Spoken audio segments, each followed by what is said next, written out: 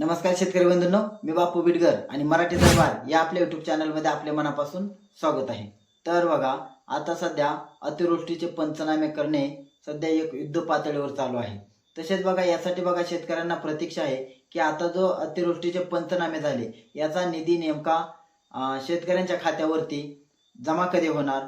परंतु बघा, ज्या ज्या जिल्ह्याचे पंचनामे झालेले आहेत आणि डाटा शासनाला प्राप्त झालेला आहे, तर असा जे काही शेतकरी आहेत त्या पात्र शेतकऱ्यांच्या खात्यावरती रक्कम जमा होण्याला सुरुवात झालेली आहे। आता याच्यामध्ये नेमकं कुठल्या विभागाला किती निधी मंजूर झालेला आहे आणि याच्यामध्ये नेमकं कुठल्या विभागातील कुठले जिल्हे यांना या निधीचं वाटप झालेलं आहे तेच आपण या व्हिडिओच्या माध्यमातून पाहणार आहोत।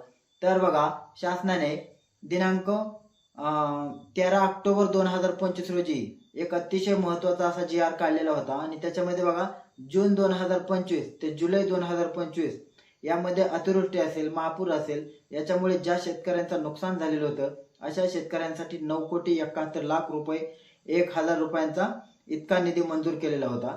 आता याच्यामध्ये बघा, हा निधी कुठल्या कुठल्या तालुक्याला होता, तर पुणे विभागातील पुणे, त्यानंतर कोकण विभागातील रायगड असेल, रत्नागिरी असेल, सिंधुदुर्ग असेल, अशा 3 जिल्ह्याला मंजूर झालेला होता। त्यानंतर नाशिक विभाग आहे, त्याच्यामधलं अहिल्यानगर आणि छत्रपती संभाजीनगर मधलं जालना। तर 13 ऑक्टोबर 2025च्या GR नुसार हा निधी मंजूर झालेला आहे।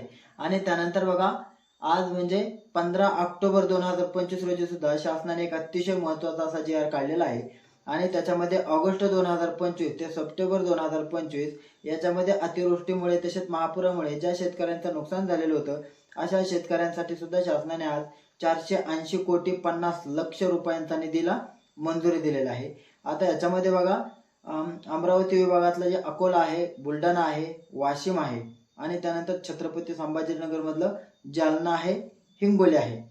तर बघा, असे हे जे जिल्हे आहेत तर या जिल्ह्यांना शासनाने निधी मंजूर केलेला आहे। आता या जिल्ह्यांचं जे पंचनाम्याचं काम आहे ते युद्ध पातळीवर होऊन त्याचा डाटा जो आहे तो शासनाकडे प्राप्त झालेला आहे आणि या डाटाच्या आधारे पात्र शेतकऱ्यांच्या खात्यावरती शासनाने निधी वितरणाला सुद्धा प्रत्यक्ष सुरुवात केलेली आहे। आणि असं ज्या ज्या जिल्ह्याचा जो काही डाटा आहे तो शेतकऱ्यांना जसा जसा म्हणजे शासनाला जसा जसा प्राप्त होईल तसा तसा पात्र शेतकऱ्यांच्या खात्यावरती हा निधी यायला सुरुवात होणार आहे।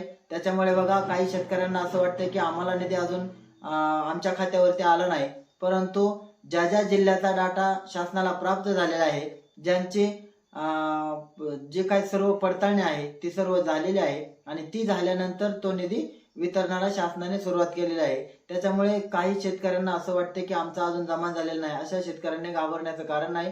कारण जसं जसा तुमच्या जिल्ह्याचा डाटा शासनाला प्राप्त होईल तसं तसं शासन टप्प्याटप्प्याने सर्व जिल्ह्यांना निधी वितरित करणार आहे। आणि शासनाचा तर असा प्रयत्न आहे की दिवाळी अगोदर सर्व शेतकऱ्यांना ही मदत कशी दिली जाईल यासाठी सुद्धा शासन प्रयत्नशील आहे।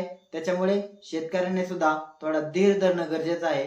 आणि त्याचबरोबर अजूनही शेतकऱ्यांना हे सांगणं आहे की शेतकऱ्यांना प्रत्येक शेतकऱ्याने फार्मर आयडी काढून घेणं गरजेचं आहे, कारण फार्मर आयडी हे अत्यंत महत्त्वाचं असतं। तुमच्या शेतीच्या जे काही योजना असतील त्याच्यासाठी अत्यंत महत्त्वाचं असं हे डॉक्युमेंट आहे। त्याच्यामुळे प्रत्येक शेतकऱ्याने ॲग्रीस्टेक वरती नोंदणी करणं हे आता बंधनकारक आहे। धन्यवाद।